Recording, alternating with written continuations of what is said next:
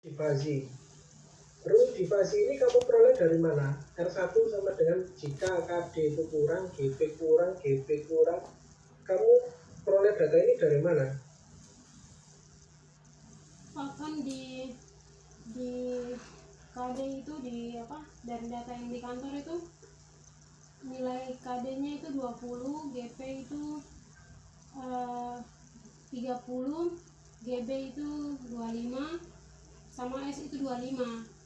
Jadi saya hitung ininya aja,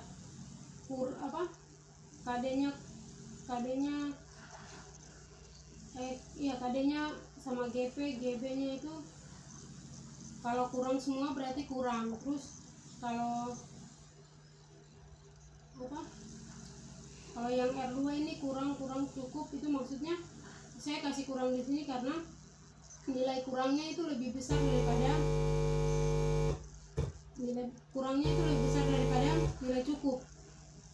Jadi 30 dinilai 20 dinilai GP, 30 dinilai GB, dan 25 di nilai S. Jadi saya kasih di sini cukup. Oke, jadi artinya kamu membuat rule ini berdasarkan asumsimu ya? Ya, sama berdasarkan asumsimu, Yanti. Untuk membuat rule-nya itu berdasarkan asumsimu jadi ya? Iya Pak. Benar?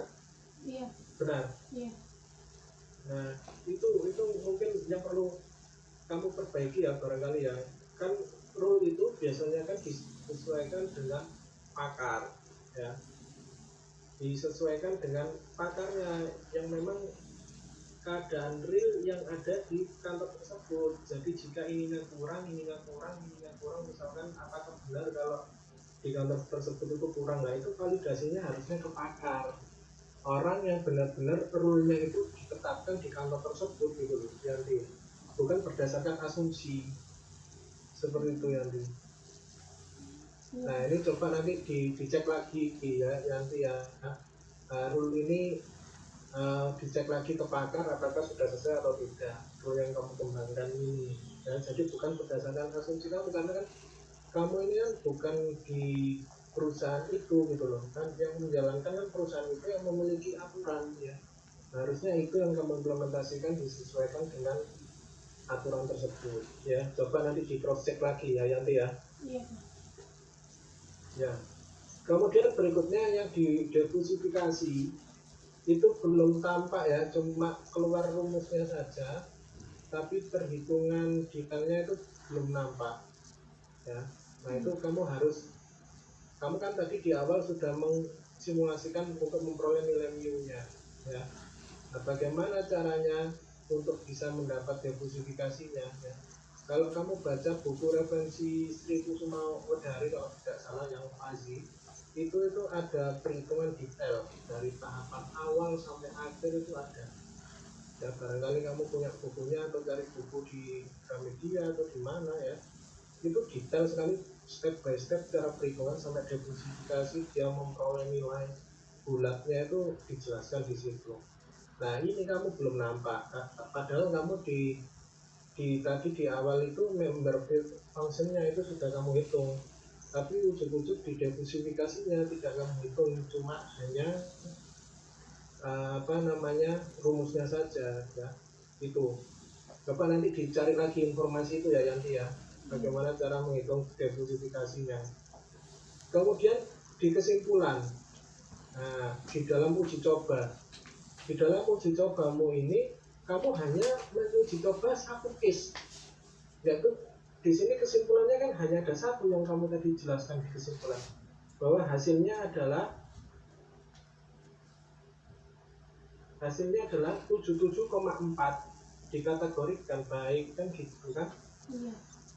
Nah seharusnya dalam proses evaluasi nilai 77,4 itu kan tidak seperti itu ya. Harusnya kamu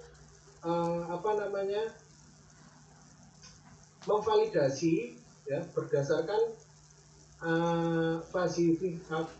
sistem fasi yang kamu bangun ya. Jadi kamu harusnya membuat skenario untuk uji coba. Jadi bukan hanya satu kali langsung memunculkan decision cuma 77,4, tapi kamu harus mencoba beberapa kondisi ya, yang mana itu nanti menghasilkan decisionnya itu apa.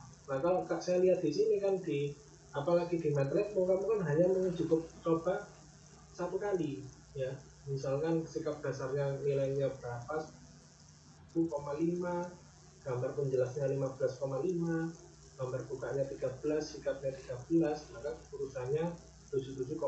Nah 77,4 ini kan digolongkan ke dalam kategori baik. Nah kan hanya satu, padahal di dalam sebuah riset penelitian terutama dengan FASI itu harus di cross check ya. Ini kan prediksi, benar nggak kalau di perusahaan itu parameter kalau keterampilan dasarnya 10,5, penjelasnya 15,5, gambar bukanya 13, sikapnya 13, itu hasilnya dikategorikan baik. Nah terus kamu cross check ke CV-nya, oh enggak mbak, itu ternyata adalah sangat baik loh. Jadi kan ada yang salah dengan sistem prediksimu, itu dievaluasi akurasinya kan bisa dipahami ya. Bisa. Ini kan keputusan untuk prediksi ya. Nah kamu perlu memvalidasi di realnya. Nah tapi kan tidak hanya satu kali saja, harus dengan kamu coba ke beberapa kondisi, terus kamu cross check ke CV-nya, benar tidak kalau parameternya ini kan, itu benar tidak kalau pasti prestasi belajarnya baik. Nah kalau di situnya itu bilangnya tidak, nah kan berarti kan ada yang salah dengan sistem yang kamu bangun. Nah itu menjadi evaluasi, dianalisa ya, salahnya berapa, benarnya berapa ya. Nah seperti itu ya. Bisa dipahami? Bisa. Yanti, ya. Tadi penjelasan dari Pak Elson masukannya sudah dicatat semua ya? Sudah. Ya, lebih clear tolong Yanti bacakan satu persatu kira-kira masukan dari Pak Elson tadi apa coba. Begitu nggak Pak Elson, tak mau ulangi lagi nih, biar tidak ada tempat. Yanti baca satu persatu dulu. Ini yang pertama yang saya tulis di sini, daftar pustakanya harus direvisi lagi sesuai yang ada di laporan di panduan. Yang kedua, fungsinya ini dibahas di PHP atau di MATLAB. Yang ketiga,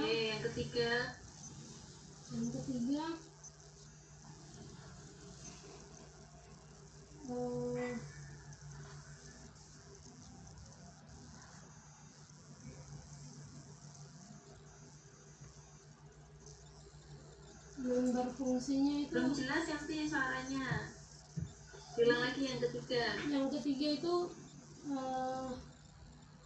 member fungsinya itu kurang tepat, maksudnya belum apa?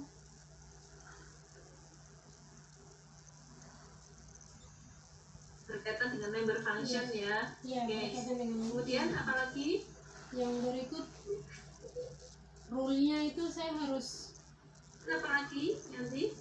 Yang berikutnya itu rule-nya itu saya harus sesuaikan dengan yang di kantor, yang pakarnya langsung. Oke, cross check ya. Oke. Ya. Oke, sekarang Yanti catat lagi nanti masukan dari Pak Lukianto ya. Iya Bu. Oke, monggo Pak Lukianto. Oke, terima kasih Yanti. Ini kamu di Papua atau di Surabaya nih Pak Yanti? Di Surabaya Pak. Oh ya udah, tapi terputus-putus sinyalnya gara-gara kamu di Papua gitu. Enggak Pak, ini Ya tadi sudah diberikan masukan sama Pak Elson ya.